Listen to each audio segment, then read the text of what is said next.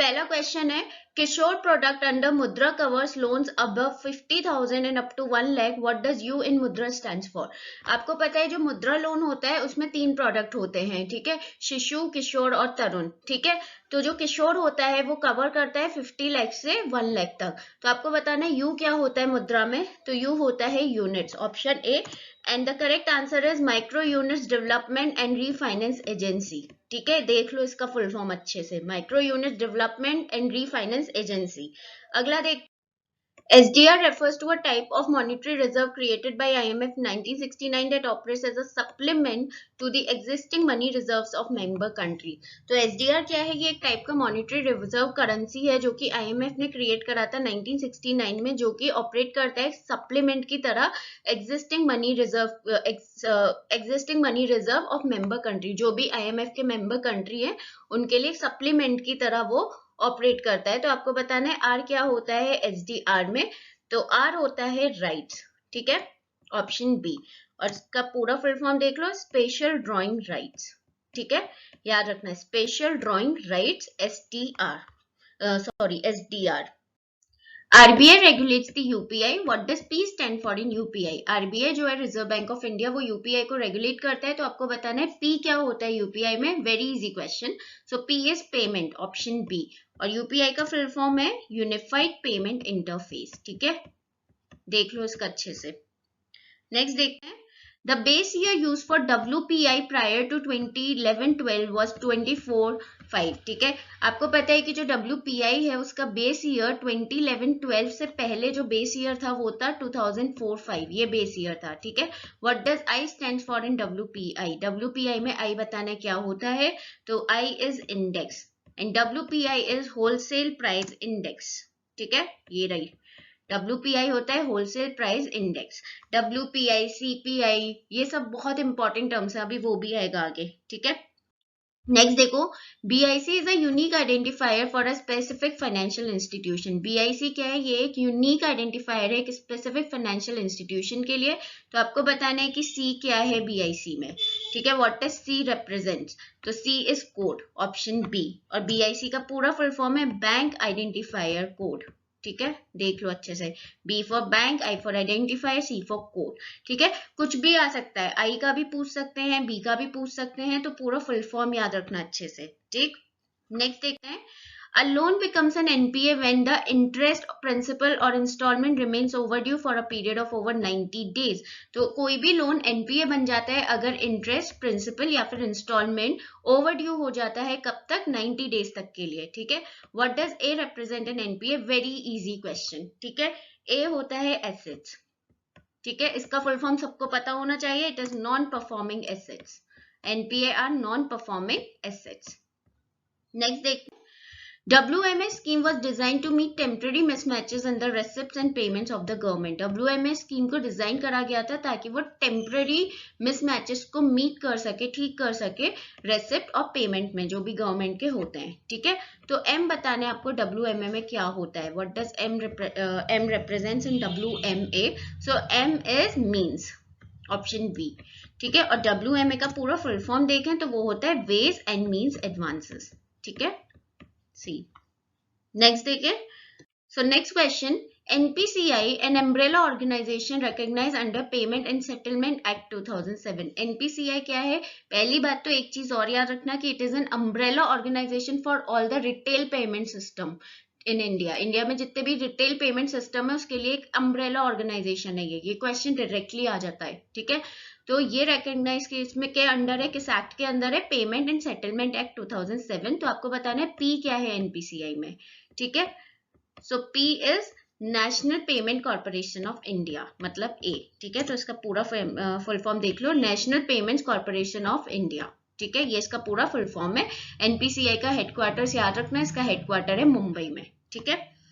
Next देखते हैं, what does S stands for in LS facility, which was recently made available for facilitating NEFT settlements on 24/7। S क्या represent करता है LS facility में, जो कि हाल ही में बनाई गई थी, अवेलेबल किस चीज के लिए, NEFT settlements के लिए, NEFT settlement को facilitate करने के लिए 24/7 बेसिस पे, ठीक है। तो इसमें मुझे साथ में ये भी बताओ कि एनईएफटी का फुल फॉर्म क्या होता है, because again this is very important, ठीक है। तो देखो, support, option E is the correct answer, ठीक है। एलएस होता है लिक्विडिटी सपोर्ट, और एनईएफटी की बात करें तो वो होता है नेशनल इलेक्ट्रॉनिक फंड्स ट्रांसफर, याद रखना ये भी, नेशनल इलेक्ट्रॉनिक फंड्स ट्रांसफर। दो आपके आते हैं, एक एनईएफटी एक आरटीजीएस। एनईएफटी तो ये होता है, आरटीजीएस होता है रियल टाइम ग्रॉस सेटलमेंट, ठीक है। RTGS is real time gross settlement. Next देखो, IPO refers to an offering of a fresh issue of securities or an offer for sale of existing securities by an unlisted company for the first time in public। अगर कोई भी unlisted company है, उसको पहली बार issue कराने हैं security first time public में, तो उसको IPO, ठीक है, उसको हम बोलते हैं IPO, ठीक। तो आपको बताना है कि I क्या होता है IPO में, What does I represents in IPO, ठीक है। सो IPO में I होता है initial, option B, so that is called initial public offering, ठीक है। देख लो, initial public offering, that is IPO। Next देखते हैं, Shaurya KGC card for the arm forces was launch by HDFC bank. Shaurya KGC card करके है which is for armed forces, वो launch करा है HDFC बैंक ने। तो आपको बताना है F क्या होता है HDFC में।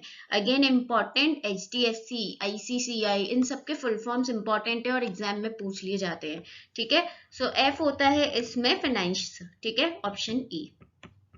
HDFC का अगर हम फुल फॉर्म की बात करें तो ये है हाउसिंग डेवलपमेंट फाइनेंस कॉर्पोरेशन। देख लो पूरा फुल फॉर्म। एक्चुअली जब ये दो टर्म आते हैं ना, फाइनेंस और फाइनेंशियल, किसी भी आपके एब्रीविएशन के लिए, किसी भी आपके शॉर्ट फॉर्म में, तो ये बहुत कंफ्यूजिंग हो जाते हैं, तो इनको अच्छे से याद रखना, ठीक है। So housing development finance corporation. The Indian standard similar to SWIFT, SFMS is the abbreviation for which of the following। एक इंडियन स्टैंडर्ड है जो कि स्विफ्ट की तरह ही है, SFMS करके, तो आपको उसका एब्रीविएशन बताने क्या है। सो उसका एब्रीविएशन है option B, structured financial messaging system. Again remember, not finance, it is financial, तो स्ट्रक्चर्ड फाइनेंशियल मैसेजिंग सिस्टम, ये इसका एब्रीविएशन है। स्विफ्ट का भी अपना एक एब्रीविएशन है, अगेन इंपॉर्टेंट, क्योंकि ये भी एग्जाम में आता है, तो इससे रिलेटेड क्वेश्चन आगे है जो आपको देखने को मिलेगा। So I am not telling over here, ठीक है। नेक्स्ट देखते हैं, what does L in MCLR stand for. Very easy, MCLR में M क्या होता है, ठीक है। MCLR, let me tell you, MCLR मतलब वो होता है वो मिनिमम रेट जिसमें बैंक इंटरेस्ट ऑफर करते हैं, ठीक है। सो MCLR में आपको L बताना है, सो दैट इज लेंडिंग, ठीक है। So that is marginal cost of lending rate, ठीक। नेक्स्ट देखते हैं, ICICI Lombard recently acquired a stake in Bharti AXA. ICICI Lombard ने अभी हाल ही में स्टेक एक्वायर करे हैं भारती एक्सा में। तो आपको बताना है आई क्या, सेकंड आई क्या रेफर करता है ICICI में। आपने देखे कि 3 आई है ICICI में, तो आपको ये वाला आई जो है ना, सेकंड वाला, ये बताना है, ठीक है। तो ये क्या रिप्रेजेंट करता है, तो इट रिप्रेजेंट्स इन्वेस्टमेंट, ठीक है, ऑप्शन डी। सो इसका पूरा फुल फॉर्म देख लो, industrial credit and investment corporation of India. तो पहला आई है इंडस्ट्रियल, दूसरा आई है इन्वेस्टमेंट, और तीसरा आई है इंडिया, ठीक है। याद रखना, ICICI का फुल फॉर्म बहुत इंपॉर्टेंट है, ठीक है।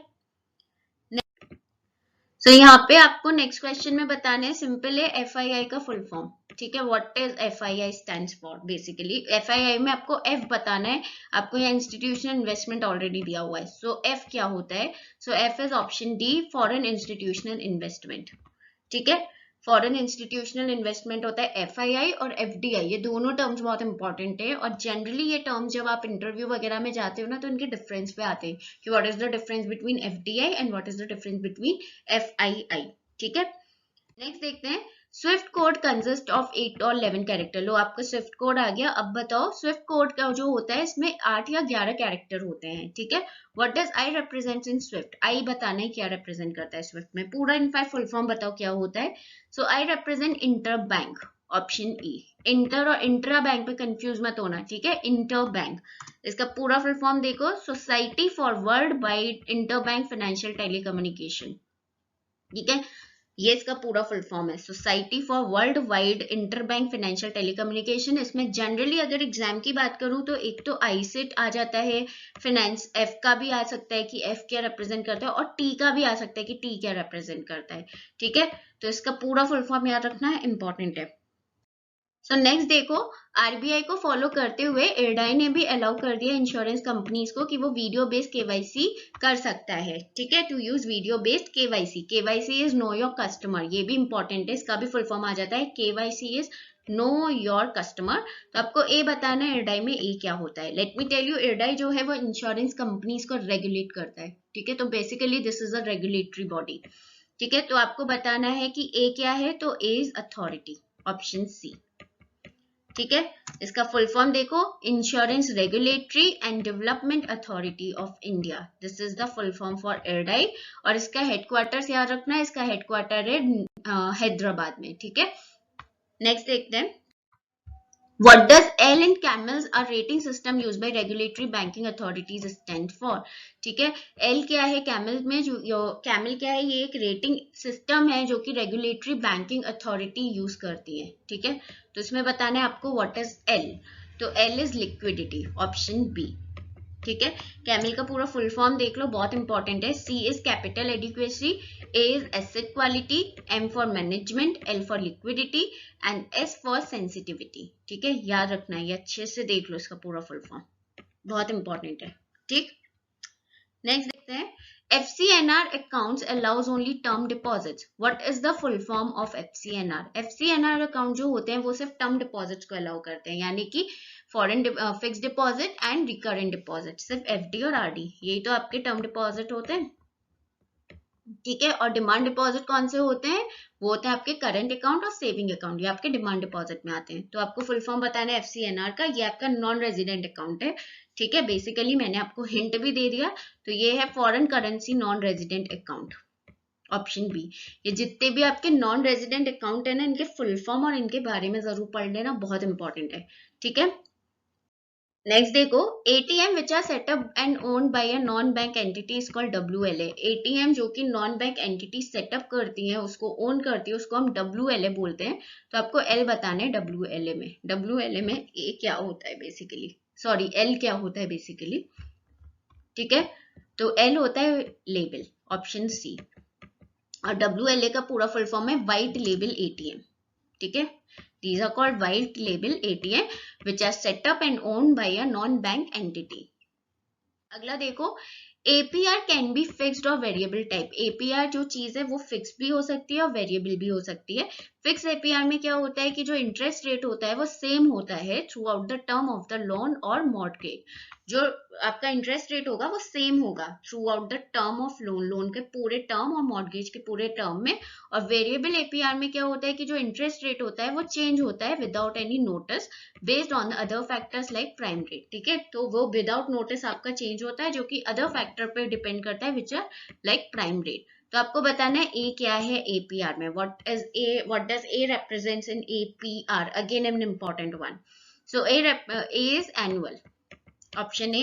So APR is annual percentage rate, देख लो अच्छे से, APR होता है एनुअल परसेंटेज रेट, ठीक। अगला देखते हैं, CDR is the ratio of how much a bank lends out of the deposit it has mobilized. तो CDR क्या है कि जितना डिपॉजिट बैंक ने मोबिलाइज करा हुआ है, उस डिपॉजिट में से बैंक कितना लेंड कर रही है, उस रेशियो को हम CDR बोलते हैं। तो आपको CDR का एब्रीविएशन बताना है। तो CDR होता है क्रेडिट डिपॉजिट रेशियो, ठीक है, option D is CDR, credit deposit ratio. Next देखते हैं, BOP is the record of all international financial transaction made by a countries resident. जो भी कंट्री के रेजिडेंट होते हैं वो जितने भी इंटरनेशनल फाइनेंशियल ट्रांजेक्शन करते हैं उस सबका रिकॉर्ड होता है, उसको हम BOP कहते हैं, ठीक है। तो P बताना है BOP में क्या है, what does P refers to in BOP, ठीक है। सो BOP is nothing but balance of payment, option D is the correct answer. BOP is balance of payment, ठीक है। नेक्स्ट देखते हैं, ये भी टर्म बहुत इंपॉर्टेंट है and this is the most important question. DICGC is used for the purpose of providing insurance of deposits and guaranteeing of credit facilities to the customer of bank. जो भी bank के customer होते हैं उनको basically वो deposit पे insurance provide कराता है, तो मतलब वो है DICGC। तो आपको एब्रीविएशन बताना है DICGC का, very important question. So DICGC is deposit insurance and credit guarantee corporation, option C. Deposit insurance and credit guarantee corporation is DICGC, बहुत इंपॉर्टेंट क्वेश्चन है ये, ठीक है। अगला देखो, MSS is a monetary policy, again important. MSS is a monetary policy intervention by the RBI to withdraw excess liquidity by selling government securities in the economy. So MSS क्या है? ये basically एक मॉनिटरी पॉलिसी का basically एक instrument है जो कि RBI use करती है, जिसमें एक्सेस लिक्विडिटी जो होती है उसको वो विड्रॉ करती है. कैसे? By selling government securities in the economy. Economy मतलब गवर्नमेंट सिक्योरिटीज को बेच के. ठीक है, तो आपको बताना है कि MSS का फुल फॉर्म क्या है. Again, very important question. तो MSS is option B, Market Stabilization Scheme. Sorry, option E, not B. Market Stabilization Scheme is MSS. ठीक है, देख लो अच्छे से. मार्केट स्टेबिलाईजेशन स्कीम बेसिकली वो मार्केट को स्टेबिलाईज कर रही है, एक्सेस लिक्विडिटी को कंट्रोल करने में बेसिकली. ठीक है, so option E. LAF is a monetary policy tool which allows bank to borrow money through repurchase agreement. LAF क्या है? ये एक monetary policy tool है जो कि बैंक को अलाउ करता है, जिसमें वो मनी को बोरो कर सकते हैं repurchase agreement से, through repurchase agreements. L क्या represent करता है LAF में? Again a very important question. So LAF is nothing but liquidity adjustment facility. Option A. ठीक है, liquidity adjustment facility is LAF. ठीक है, इसमें दो आपके आ जाते हैं, एक होता है आपका रेपो रेट और एक आता है आपका रिवर्स रेपो रेट. नेक्स्ट देखते हैं. IBRD is an international financial institution that offers loan to middle income developing countries. IBRD क्या है? ये एक इंटरनेशनल फाइनेंशियल इंस्टीट्यूशन है जो कि लोन ऑफर करता है मिडिल इनकम डेवलपिंग कंट्रीज को. IBRD वर्ल्ड बैंक की आर्म है, याद रखना, it is N arm of world bank. तो आर बताना है IBRD में क्या होता है. सो आर इज रिकंस्ट्रक्शन. ठीक है, international bank for reconstruction and development is IBRD. फिर से बता रही हूँ, it is N arm of world bank. ठीक है, नेक्स्ट देखो. FRBMA is used to institutionalize financial discipline, reduce India's fiscal deficit, improve macroeconomic management and the overall management of the public funds by moving towards a balanced budget and strengthen fiscal prudence. What is the abbreviation of FRBMA? ठीक है, FRBMA क्या है? ये use करा जाता है institute किस चीज के लिए? You can see. ठीक है, for all these things it's been used.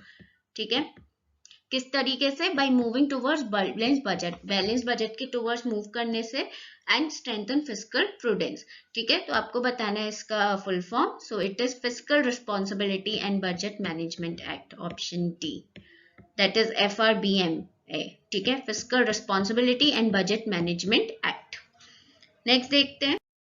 Next देखो, IFSC is a 11 digit alpha numeric code. IFSC क्या है? ये एक 11 डिजिट अल्फा न्यूमेरिक कोड है, मतलब जिसमें अल्फाबेट भी होते हैं, नंबर भी होते हैं, जो कि एक बैंक की ब्रांच, बैंक को और उसकी एक रिस्पेक्टिव ब्रांच को आइडेंटिफाई करता है. ठीक है, तो आपको बताना है F क्या होता है IFSC में. What does F represents in IFSC? ठीक है, सो IFSC is option A, Indian financial system code. याद रखना, Indian financial system code, not international. ठीक है, ऑप्शन ए. नेक्स्ट देखो, ALM is the process of managing the use of assets and cash flows to reduce the firm's risk of loss from not paying a liability on time. ALM क्या है? ये एक process है जिसमें manage होता है जो एसेट का यूज है या कैश फ्लो का है, वो सब कुछ मैनेज होता है. जिससे क्या होता है? जिससे रिड्यूस करते हैं जो भी फर्म का रिस्क होता है लॉस का, जो कि वो लाइबिलिटी को टाइम पे पे नहीं करते, from not paying a liability on time. तो what does M refers to in ALM? ALM में M क्या होता है? तो M is management. Option B. इसका करेक्ट फुल फॉर्म है एसेट लाइबिलिटी मैनेजमेंट. इसका प्रॉपर फुल फॉर्म ये है, एसेट लाइबिलिटी मैनेजमेंट. ठीक है, क्योंकि लाइबिलिटी के लिए लेकर है ना, तो इससे याद रखना लाइबिलिटी. ठीक, और जो भी आपके यूज ऑफ एसेट हैं, कैश फ्लोज हैं, तो उससे आप इसका डेफिनेशन फुल फॉर्म याद रख सकते हो. ठीक है, और yeah guys, so we are done with the session. So hit the like button if you like the session. Don't forget to share with your friends, and yes, please don't forget to subscribe the channel and don't forget to hit this bell icon.